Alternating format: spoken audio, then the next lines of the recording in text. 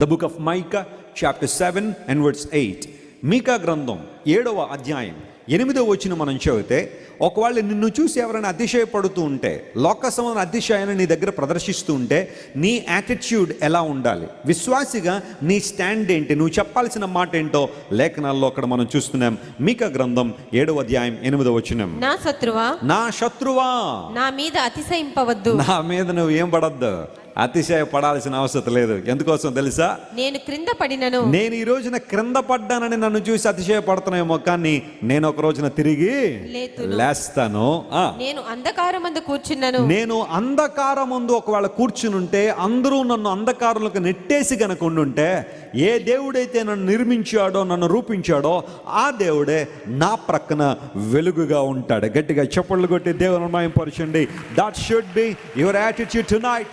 ఈ రాత్రి ఒకవేళ సమాజం, నీ బంధువులు, నీ చుట్టూ ఉన్న వాళ్ళందరూ కూడా నిన్ను చీకటిలోనికి నెట్టివేశారేమో, అంధకారాలోనికి నెట్టివేస్తున్నారేమో, నీ చేతులు కాళ్ళు తెగగోసినట్లుగా నువ్వు ఏ పని చేయకుండా నిన్ను కట్టిపడేశారేమో, అలా చేయడం మాత్రం కాకుండా నువ్వు ఎలా పైకి వస్తావో చూస్తాను, నువ్వు ఎలా ప్రయోజనకరుడు అవుతావో చూస్తాను, నువ్వు ఎలా బాగుపడతావో చూస్తాను, నువ్వు ఎలా నిలబడతావో చూస్తానని నిన్ను చూసి ఒకవేళ సవాలు చేస్తున్నారా?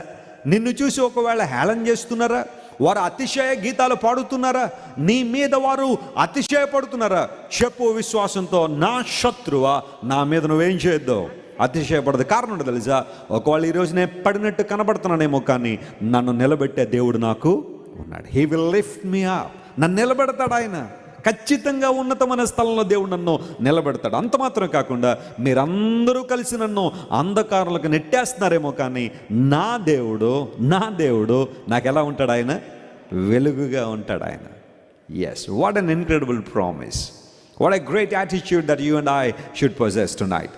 ఈ రాత్రి నీవు నేను కలిగి ఉండాల్సిన ఇంత గొప్ప వైఖరి, ఎప్పుడైనా సరే అపవాది నీ దగ్గరికి వచ్చి నిన్ను హ్యూమిలియేట్ చేస్తున్నప్పుడు, లేదా దయ్యం నీ దగ్గరికి వచ్చి, దురాత్మలు నీ దగ్గరికి వచ్చి, you are good for nothing, నీ లైఫ్ అయిపోయింది, నువ్వేమీ సాధించలేవు, నువ్వు పడిపోయావు, నువ్వు అంధకారంలో ఉన్నావు, నీ వల్ల ఏది కాదు, దేవుడు నిన్ను మర్చిపోయాడు, ఆయన నిన్ను వదిలిపెట్టేశాడని వాడు నీ చెవిలో అబద్ధాలు చెప్తా ఉంటే, నువ్వు చెప్పాల్సిన వాక్యం ఇదే, నా శత్రువా, నా మీద నువ్వేం చేయొద్దు, అతిశయపడద్దు. ఒకవేళ ఈరోజు నేను పడిపోయినట్టు కనబడొచ్చేమో, కానీ ఒకరోజు నా దేవుడు నన్ను నిలబెట్టబోతున్నాడు. My God has a great plan for my life, and his plans are always greater than our plans. భూమికి ఆకాశానికి ఎంత వ్యత్యాసం ఉందో, దేవుని తలంపులకు మన తలంపులు కూడా అంతే వ్యత్యాసం ఉంది అని లేఖనాల్లో రాయబడి. మనకంటూ కొన్ని ఆలోచనలు ఉంటాయి, మనకంటూ కొన్ని ఆశలు ఉంటాయి. నేను ఈ స్థానానికి వెళ్తే చాలు, ఈ స్థానంలో ఉంటే చాలని కొన్నిసార్లు మనకు ఆశలు ఉంటాయి. కానీ God has a great plan beyond your comprehension, beyond your expectation and beyond your ability. నువ్వు చేయగలిగిన దానికన్నా గొప్ప కార్యాలు ప్రభు నీ జీవితంలో జరిగించగలడు. ఆయన మన జీవితాలు ప్రభువు చేతిలో పెట్టినప్పుడు, when we place our ordinary lives in his hands, God will use us extraordinarily. దేవుడు మనలను విశేషంగా వాడుకోవాలంటే మన జీవితాలను ప్రభు చేతిలో మనం పెట్టినప్పుడు. ఎస్, శత్రువా, నువ్వు అతిశయపడ్డానికి లేదు. నేను కింద పడినా మరలా నేనేం చేస్తాను, లేస్తాను. కారణం ఏంటో తెలుసా? నా దేవుడు నిలబెట్టేవాడే కానీ ఆయన పడగొట్టేవాడు కాదు.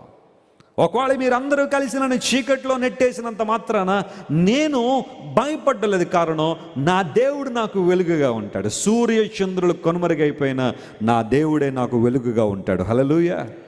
బికాస్ సూర్య చంద్రులను వెలిగించిన వెలుగు అయింది. అవునంటారా కాదంటారా? సూర్య చంద్రుల్లో వెలుగు నింపిన వెలుగు దేవునిది.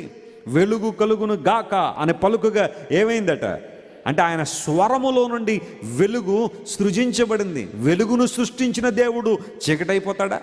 వెలుగును సృష్టించిన దేవుడు నీ జీవితాన్ని వెలిగించకుండా ప్రక్క తప్పుకుంటాడా? ఆయన when God is with you, no matter where you are living, no matter where you go, you shall experience God's supernatural and absolute light in your life. Do you believe that? నమ్ముతున్నావా? ఈ రోజున నిన్ను చూసి ఎవరైనా అతిశయపడుతున్నారా? అతిశయ గీతాలు రాసేస్తున్నారా? నీ మీద పద్యాలు రాసేస్తున్నారా? లేకపోతే నిన్ను గురించి అలా ఇలా అనుకుంటున్నారా? 10 మంది చేరి నీ గురించే మాట్లాడుకున్నారా? ఏమీ వరి అవ్వాల్సిన అవసరం లేదు. నువ్వు 1% కూడా వారి గురించి ఆలోచన చేసి నీ శాంతిని నువ్వు పోగొట్టుకోవద్దు, నీ సమాధానాన్ని ఫణంగా పెట్టద్దు. ఇంకా ధైర్యంతో ఉండు. కారణం, నేను నిలబెట్టే దేవుడు, నీకు వెలిగిన దేవుడు నీతో ఉన్నంతకాలం ఏ ఒక్కరూ నీ మీద విజయం సాధించలేరు. హల్లెలూయా.